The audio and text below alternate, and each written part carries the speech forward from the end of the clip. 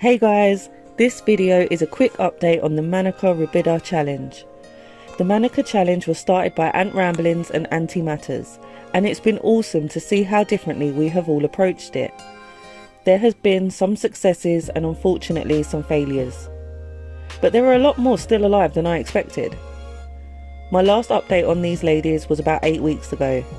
I have been keeping them exactly the same temperature, dampening the substrate every day or two to keep them humid. Mine have constant access to a water-filled liquid feeder, and they have constant access to sugar snaps too on cotton wool.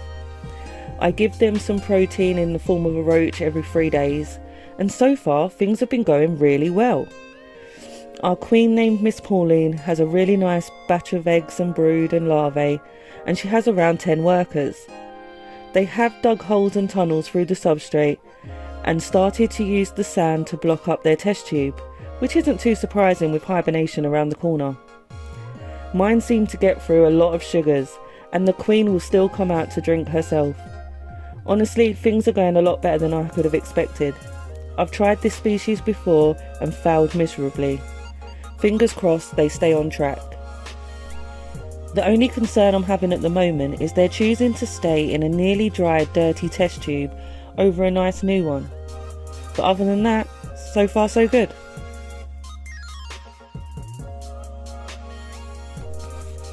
I reached out to the MANICA group chats and the people who I knew were taking part, and these are the ones that got back to me in time. First up, let's take a look at Ryan from Antscapes MANICA colony. Ryan obviously went down the natural route with half sand and half dirt and springtails. Ryan's colony has constant access to sugars and protein every 3 to 4 days. On top of that, he always keeps live fruit flies in his setup. He estimated that he must have around 7 workers. Please go check out Antscapes' YouTube channel, Instagram, TikTok, and he even has his own store. Use discount code ANTSENGLAND for 10% off at Antscapes. Next up we have Ross's ants. Ross keeps his MANICA in a Wakushi Venus nest.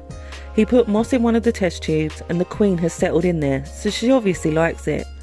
Ross's MANICA colony gets protein from mealworms and crickets every few days, and sugar snaps every now and then. His queen has 10 workers and plenty of larvae. Ross recently started a YouTube channel, so go check it out, and his Instagram. Now for some sad news. Unfortunately, MS, who you may know from Discord, his MANICA queen died. She died without any workers or eggs, and MS reports that it was due to some parasitic fungus. Another Discord member, Peckham Yute, his queen is alive and well, and she has a pile of larvae.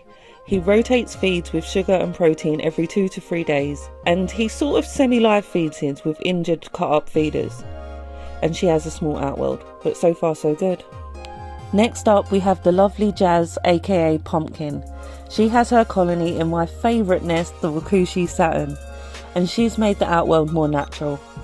Jazz provides her colony constant access to sugars and water.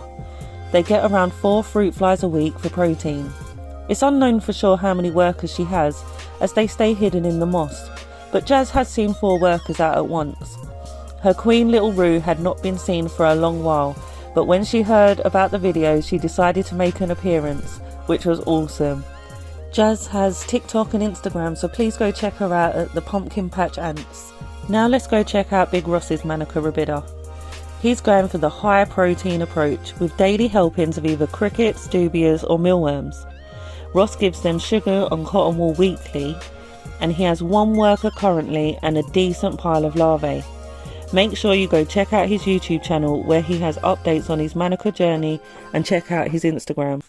Now for some really sad news. Ant Rambling's queen unfortunately died. It was such a shame as they were doing really well. They were up to 7 workers and had lots of brood. The cause of death he thinks may have been due to moving them to a colder area of his home when we had the heat wave. Although it wasn't really a drastic change in temperature at all, it was the only thing he changed, so we have to assume that that could have been the reason.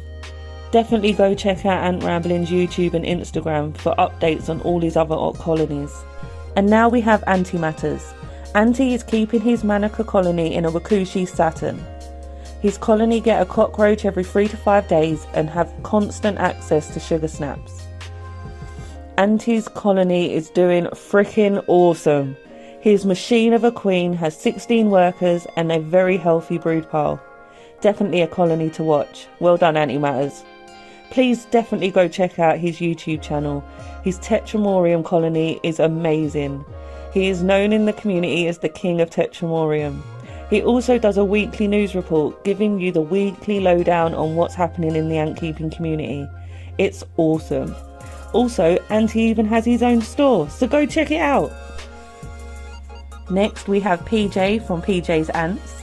PJ is currently living it up on holiday at the moment, so we don't have any current photos, but he estimates he has a whopping 20 to 25 workers and plenty of brood. He feeds his colony waxworms and steak every 2 to 3 days, but very little sugar as they don't seem to like it at all. He's keeping his in the medium satin he got from Antcon, and he has cocoa fibre as a substrate. Check out PJ's YouTube channel that he's just started. It always makes me laugh. And he also has an Instagram, so go check him out. Daeon from Discord started his colony earlier than the rest of us, but he has an incredible 50 to 70 workers. He also keeps his in the Wakushi Saturn, although he has tried other nests, but maybe they didn't go as well. He feeds his Manica colony a fresh bug whenever they finish the last one, which is usually every 3 days or so. They go absolutely nuts for flies and they are little hunters. Daeon says they prefer cooked dubia roaches over raw. They drink a lot of sunburst, and he also occasionally gives them fruit like a small bit of apple or some orange juice. I think Daeon has given some of us hope that this tricky species is actually possible. I think once we get to 30 to 50 workers, we will all feel a lot more confident. There are obviously other keepers taking part in the challenge, but those were the ones who I managed to get in contact with in time for this video. If you was to try these species, what would you do? Drop a comment down below. That's all for this video. Thanks for watching. Take care. Stay safe. Bye.